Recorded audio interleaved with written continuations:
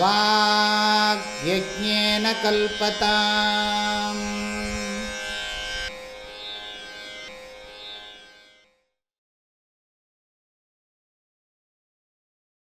உக்தசாதனசம்பன்னः தத்வஜிக்ஞாசுராத்மனः உபசீதேத்குரும் ப்ராஜ்ஞம் யஸ்மாத் பந்தவிமோக்ஷணம். உக்தசாதனசம்பன்னः தத்வஜிக்ஞாசுராத்மனः உபசீதேத்குரும் ப்ராஜ்ஞம் யஸ்மாத் பந்தவிமோக்ஷணம். உக்தசாதனசம்பன்னः குரும் உபசீதேத். உக்தசாதனசம்பன்னः குரும் உபசீதேத். இந்த தகுதியை பெற்றுவிட்டு குருக்கிட்ட போகணும். எதுக்கு? தர்மசாஸ்திரம் படிக்கிறதுக்கா? இல்லை. ஏதாவது பஞ்சாட்சர மந்திரோபதேசம், ஸ்ரீவித்யா மந்திரோபதேசம் வாங்கிறதுக்கா? இல்லை. பின்ன எதுக்காக போகிறது? குருக்கிட்ட. 15வது ஸ்லோகத்தை பாருங்க. என்ன இருக்குது? அதோ விசாரः கர்த்தவ்யः ஜிக்ஞாசோராத்மவஸ்துனः சமாசாத்யதயா சிந்தும் குரும் பிரம்மவிதுத்தமம். அந்த ஸ்லோகத்தை இங்கேயே நீங்கள் போட்டுக்கோங்க ப்ராக்கெட்டில். ஒப்பிடுக 15வது ஸ்லோகம் போட்டுக்கோங்க. 11, 12, 11, 12, 13, 15 இதெல்லாம் இதோட கம்பேர் பண்ணி பார்க்கணும். இதோட ஒப்பிடுக. அதில் நான் இப்போ ஒன்று சொல்லிகிட்டு இருக்க போகிறதில்ல. என்னெல்லாம் நம்பர் சொன்னேன்? 14 தவிர 11, 12, 13, 15. 14 வேண்டாம். அதிகாரிணம் ஆசாஸ்தே பலசித்திர் விசேஷதः உபாயா தேசகாலாத்யா சந்தியஸ்யாம் சககாரிணா விட்டுட்டேன். பாக்கி 4 ஸ்லோகத்தையும் இதோட நீங்கள் கம்பேர் பண்ணி பார்த்தா தான் தெரியும் எப்படி இருக்குது இந்த டெவலப்மெண்ட்டுன்னு. இப்போ என்ன சொல்கிறார்? உக்த சாதன சம்பன்னா. என்னெல்லாம் சொல்லப்பட்டிருக்கு? மேதாவி, வித்வான், ஊஹாபோஹ விசக்ஷணா. அதுக்கப்புறம் என்னதுன்னா விவேகா, விராகா, ஷமஹா, தமஹா, உபரமஹா, திதிக்ஷா, ஸ்ரத்தா, சமாதானம். சமாதானம் இதெல்லாம் அது மாத்திரமில்லை. அதுக்கப்புறம் என்ன சொன்னார்? தீவிர வைராக்கியம், தீவிர முமுக்ஷுத்வம், அத்வைத ஞான நிதித்தியாசனம். அத்வைத ஞான தியானம் போட்டுக்கலாம், சிம்பிளாக. அத்வைத ஞான தியானார்த்தம். ஞானத்தை தியானம் பண்ணணும்னா ஞானம் வேணும். ஞானம் எப்படி வரும்னா ஞானம் குருக்கிட்ட போய் சம்பாதிக்கணும்.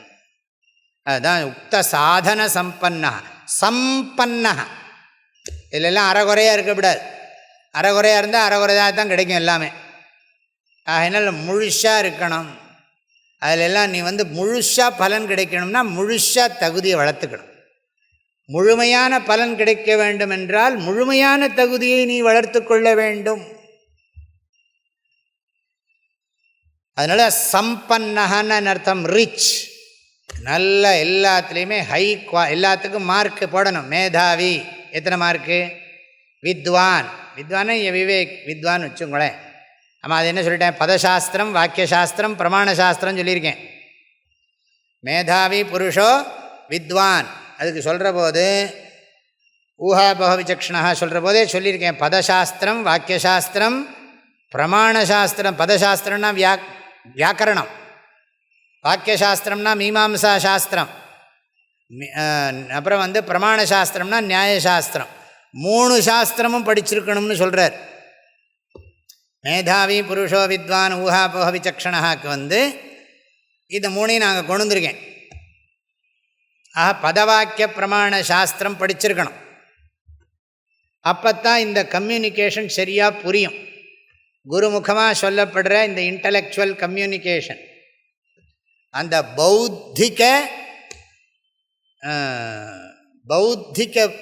புத்திபூர்வக உபதேச, அவர் பண்ணுறதெல்லாம் புத்தியில் பண்ணுற மாற்றங்கள். அஜ்ஞான திமிராந்தஸ்ய ஞானாஞ்சன சலாக்கையா சக்ஷுர் உன்மீலித்தம் ஏன தஸ்மை ஸ்ரீ குரவே நமஹ. ஆக இல்லை உக்த சாதனை எல்லாத்துக்கும் மார்க் போட்டு பாருங்க. விவேகா எல்லாம் அவங்கவங்க இன்ட்ராஸ்பெக்ஷன் பண்ணணும். விவேகம் நமக்கு எவ்வளோ மார்க்கு, வைராக்கியம் எவ்வளோ மார்க்கு, சமத்துக்கு எவ்வளவு, தமத்துக்கு எவ்வளவு, உபரமத்துக்கு எவ்வளவு, திதிக்ஷைக்கு எவ்வளவு, ஸ்ரத்தைக்கு எவ்வளவு. ஃபேன் ஆஃப் பண்ணி விடலாமா கொஞ்சம் நேரம்? தெரிஞ்சு போய்டும் நம்ம திதிக்ஷையெல்லாம். ஏற்கனவே திதிக்ஷையில் தான் இருக்கும். இந்த கிளாஸை 1 மணி நேரம் 1.5 மணி நேரம் கேட்குறதே பெரிய திதிக்ஷை தானே. அப்படி இருக்கிற போது இன்னும் ஃபேனை வேறு ஆஃப் பண்ணணுமான்னா, எங்கள் ஃபேன் ஆஃப் பண்ணுற போது உங்கள் ஃபேனையும் ஆஃப் பண்ணிவிடுவீங்களான்னு கேட்போம் இல்லையா? எங்களுக்கு ஃபேன் ஆஃப் பண்ணால் உங்கள் ஃபேனையும் ஆஃப் பண்ணிவிடுவீங்களா? இப்போ உங்களுக்கும் ஃபேன் இல்லைன்னா எங்களுக்கும் வேண்டாம். எப்படி சும்மா எல்லாம் அப்படிலாம் இல்லை சொல்கிறேன். திதிக்ஷைக்கு மார்க் எவ்வளவு, சமாதானத்துக்கு மார்க் எவ்வளவு, அப்படிலாம் தெரியணும். அப்புறம் மோட்ச சாதனத்தை பற்றின ஞானம் நமக்கு எவ்வளவு இருக்குது, முமுட்சுத்துவத்துக்கு மார்க், எல்லாத்துக்கும் மார்க் போட்டு நம்மளே பாட்டுக்க வேண்டியதான். எல்லாம் போடுறாங்க பாருங்கள். இன்ட்ராஸ்பெக்ஷன் பண்ணி நமக்கே தெரிஞ்சுக்கணும். அப்படி இருந்தால் தான் நமக்கு அது பலம் தெரியும். இப்போ குருக்கிட்ட போய் என்ன பண்ணணும்னா, உக்த சாதன, உக்தன ஏதாவத் பர்யந்தம் யத் உக்தம் தாதிருஷ சாதனானி சர்வாணி யஸ்ய சம்யக் வர்த்ததே சஹா உக்த சாதன சம்பன்னா.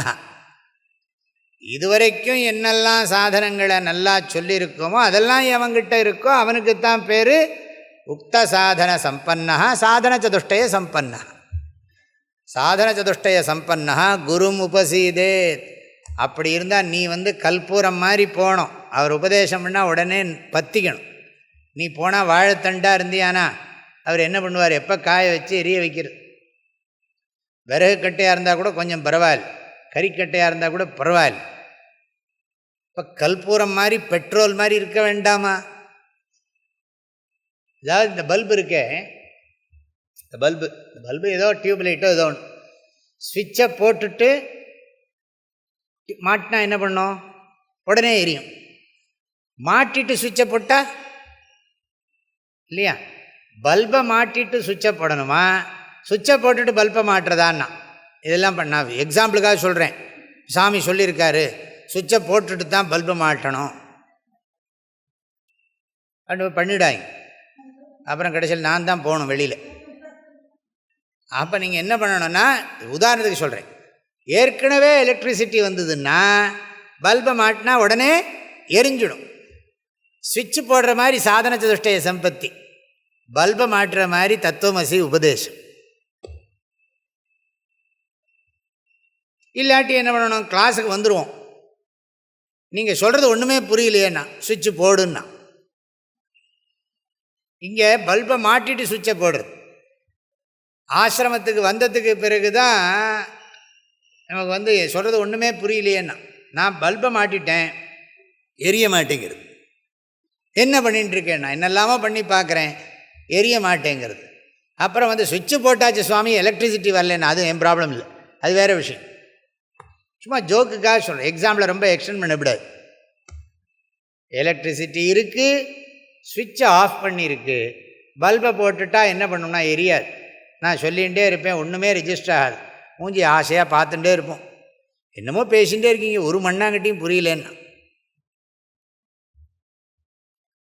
சொல்கிறேன். ஆனால் ஏற்கனவே சாதன சதுஷ்டய சம்பத்தி இருந்ததுன்னா அனாயாசமாக புரியும். இந்த தங்கத்தில் இப்போ எல்லோரும் கையில் மோதிரம் போட்டிருக்காங்க, காதில் எல்லாத்துலேயும் என்ன இருக்குன்னா, அதில் இதெல்லாம் எப்படி பதிக்கிறான்னு தெரியுமா? உட்காந்து பார்த்தீங்கன்னா தான் தெரியும். அதுலேருந்து விழுந்துட்டா வச்சு பாருங்கள் தெரியும். அப்போ இது என்ன பண்ண வேண்டியிருக்குன்னா, சிலதெல்லாம் அப்படி பண்ணுவாங்க. நீங்கள் இப்போல்லாம் அப்படி கிடையாதுன்னு நினைக்கிறேன். அதாவது அதுக்குள்ளே கல்லை வச்சு சைடில் ஒரு மாதிரி வச்சு நெருக்கிறாங்க. அப்படி ஒன்று இருக்குது.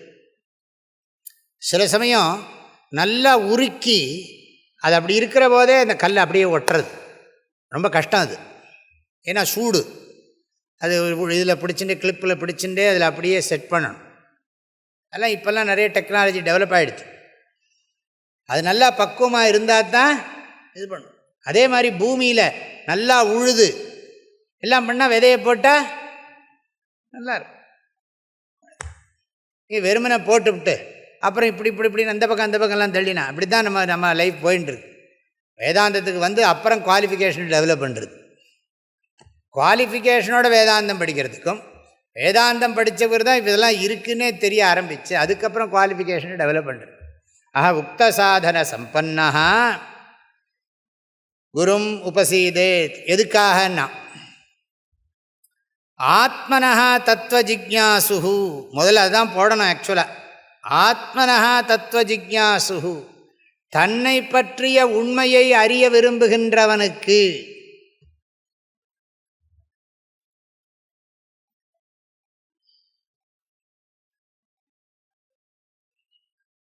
தன்னை பற்றிய உண்மையை ஆத்மனஹா தத்துவ ஜிக்ஞாசு. குரு சப்தம் மாதிரி தான். ஜிக்ஞாசு ஜிக்ஞாசு ஜிக்ஞாசவா அப்படி தான் படிக்கணும். ஆஹா ஜிக்ஞாசு சப்தா.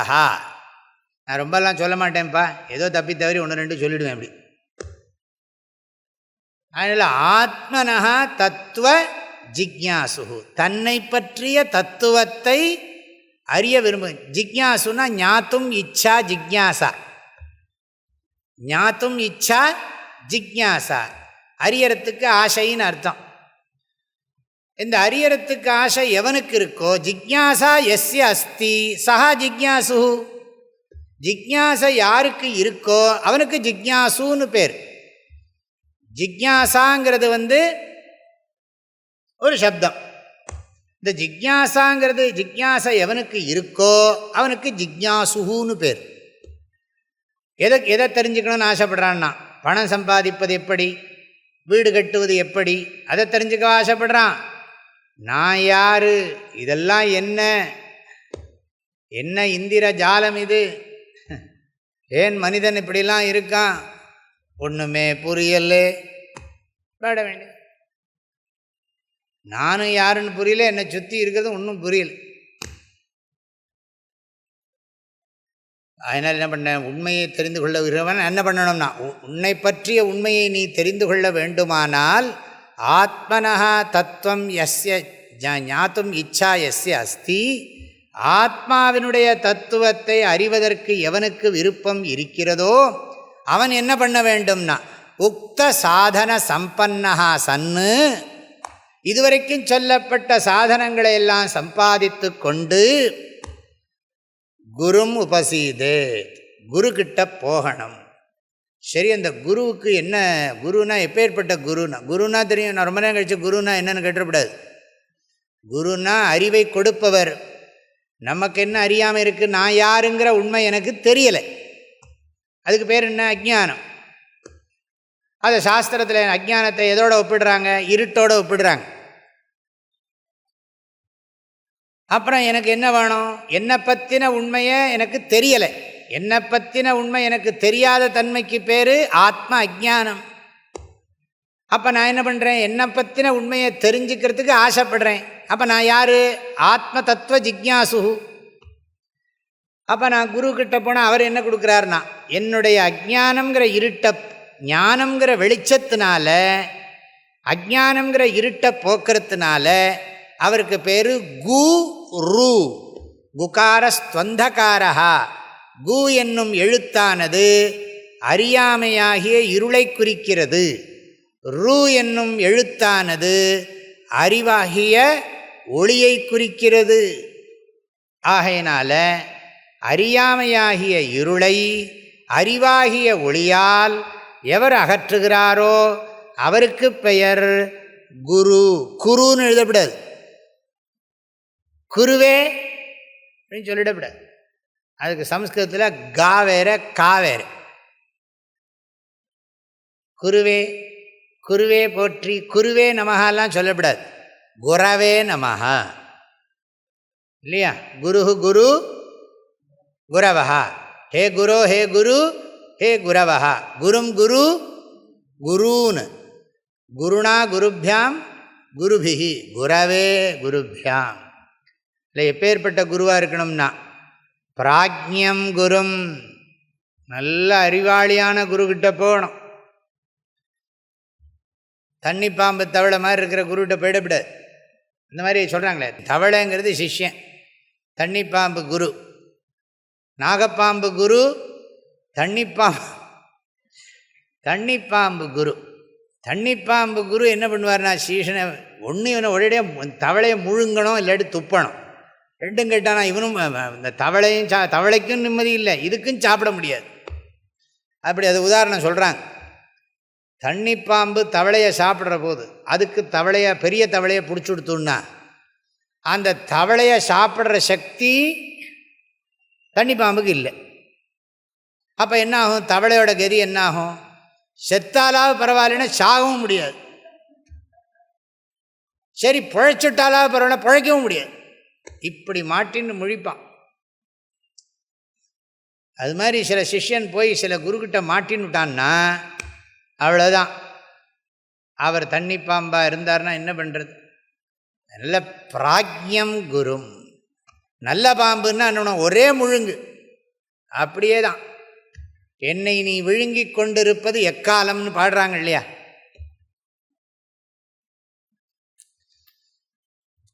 அது மாதிரி இவர் எல்லாம் பிராஜ்யம் குரும் உபசீதே.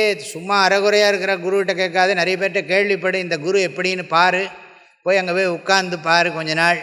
சரி இது தேருமா, குருவுக்கும் சிஷ்யன் தேருமான்னு பார்க்கணும், சிஷ்யனும் இந்த குரு நமக்கு தேருவாரான்னு பார்க்கணும் இல்லையா? கரெக்டு தானே? இந்த குரு நமக்கு சரி வருவாரா மாட்டாரா? டாக்டரை பார்க்குற மாதிரி தான், இந்த டாக்டர் நமக்கு ஒத்து வருவாரா? டாக்டரை சூஸ் பண்ணுறோம் இல்லையா? நிறைய பேர் சொல்கிறாங்க இந்த டாக்டர் கைராசிக்காரர், அவர் தொட்டால் அவ்வளோதான் அப்படின்னா. அவ்வளோதானா என்னதுன்னா வியாதி போய்டும், சரியாக போய்டும் அப்படிங்கிறார் குருநாதர், இது டாக்டர்.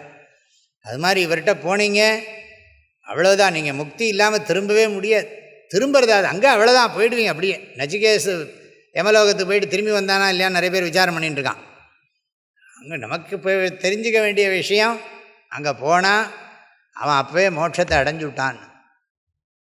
அது மாதிரி பிராஜ்யம் குரும் உபசீதே,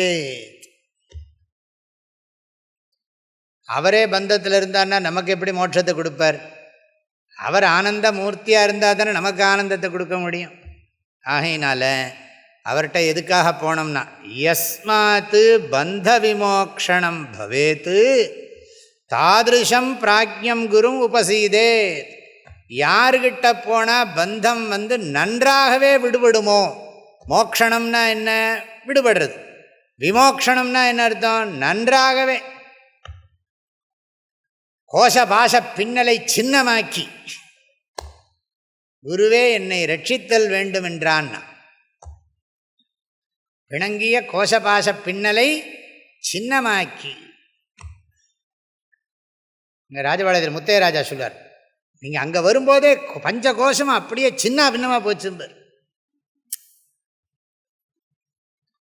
அது மாதிரி அங்கே வந்தீங்க சுவாமி, இங்கே பார்க்குறவ பஞ்ச கோஷம் காணாமல் போயிடுச்சே அப்படிம்பார்.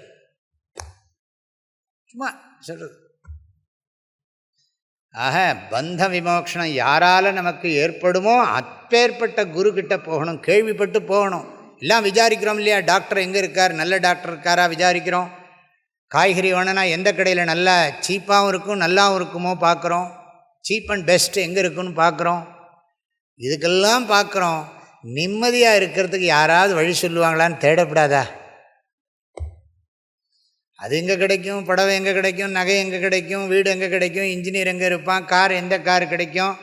அதுக்கெல்லாம் மெனக்கிடுறாங்களே ஜனங்கள். ராமகிருஷ்ண பரமஹம்சர் சொன்ன மாதிரி உலக பொருள்களுக்காக மக்கள் குடங்குடமாக கண்ணீர் சிந்துகிறார்கள். கடவுளை காண வேண்டும் என்று கண்ணீர் சிந்துபவனை காணவே இல்லை. பரமே பிரம்மணி கோபி ந சக்தா. ஆகையினால யஸ்மாத் பந்த விமோக்ஷணம் பவேத் தாதிருஷம் பிராஜ்யம் குரும் உபசெய்தேத். யார்கிட்ட போனால் நமக்கு அடியோட சம்சாரம் நீங்குமோ, ஜன்ம இதெல்லாம் அகங்காரமெல்லாம் நாசமாகுமோ, அப்பேற்பட்ட குருக்கிட்ட போய் அவரை நமஸ்காரம் பண்ணணும். பிரணிபாத்தேன சேவையா பரிப்பிரஷ்னேன வித்தி. நமஸ்காரம் பண்ணு, அவருக்கு சேவை பண்ணு, கேள்வியும் கேளு, அதை தெரிஞ்சுக்கோ. தே உபதேக்ஷந்தி. ஜந்தூனாம் நரஜன்ம துர்லபம் தஸ்மாத் பும்ஸ்தம் ததோ விப்ரதா தஸ்மாத் வைதிக தர்ம மார்க்க பரதா வித்வத்வம் அஸ்மாத் பரம். இதெல்லாம் பார்த்தோம் முதல்லையே.